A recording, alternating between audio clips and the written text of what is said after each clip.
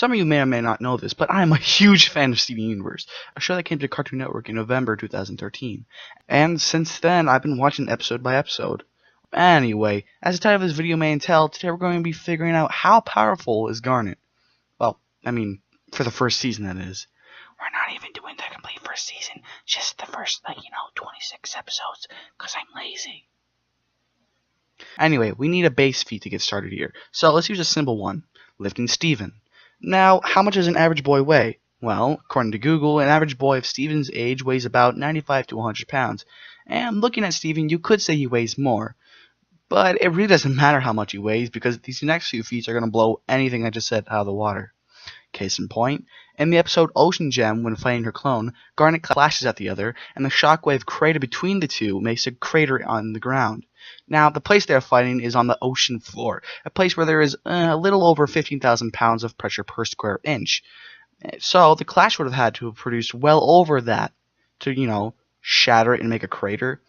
And I know this isn't a good feat to use, but trust me, there's more. Like in the episode Gem Glow, the debut episode, where Garnet catches the jaws of this giant centipede creature, and before she did so, the creature was able to snap a large rock in half, and in order to do so, the monster must have produced at least 1,182 pascals of force, or 667.82 newtons of force. So, to catch it, stop it, and reverse it, Garnet would have had to produce at least that much, if not more. Next up, in the episode Cheeseburger Backpack, when the crystal gems are traveling through a temple, and while they're trying to cross a river inside the temple, Garnet kicks the bottom piece of a pillar, then knocks the rest of the pillar over. So, looking at the bottom piece first, it's roughly, 4 foot by 4 foot by 4 foot, being a cube-esque type. And how did I find this? Well, Garnet is 7 foot 3 inches, so the bottom piece goes a little over midsection, roughly 4 feet. Anyway, using these measurements, the bottom piece should weigh 9,600 pounds. And again, she just kicks that fucker, right off, clean off, a perfect cut. So, how much does the top pillar weigh? That's a good question. Looking at the pillar, it looks about, roughly 18 feet tall and, again, 4 foot in diameter. And doing the measurements for this piece, it should weigh 33,600 pounds. Oh, and by the way, she elbows the top pillar over before hitting the ground, which in itself is pretty impressive. Later, in episode 26, Mirror Gem, when doing with Lapis Lazuli, she has a giant water arm slammed onto her. So, what does this mean exactly? Well, for starters, the weight of the arm is important, and according to science, a cubic foot of water weighs a little over 62 pounds. So, how large is the arm? Well, the arm is roughly 27 feet tall, 5 feet wide, so it should weigh a little over 38,440 pounds. But that's not all. The arm slammed at Garnet from 21 feet away. So, when it did hit her, it hit with a little bit over 90,340 newtons of force.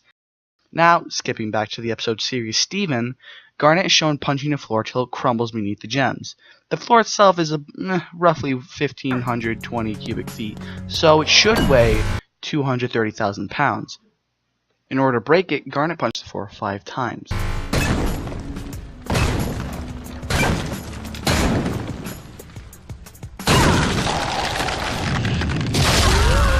So, in order to make the rock crumble like that, she would have had it with 20,520 pounds of force in total. But how much did she hit with each punch? Well, we're going to take the total force required to break it, divided by 6. Reason being, the first 4 punches were normal hits, and the 5th was a charge punch. So, the first 4 hits were roughly 3,420 pounds each, and the last one being, double that, of course. So, 6,840 pounds of force.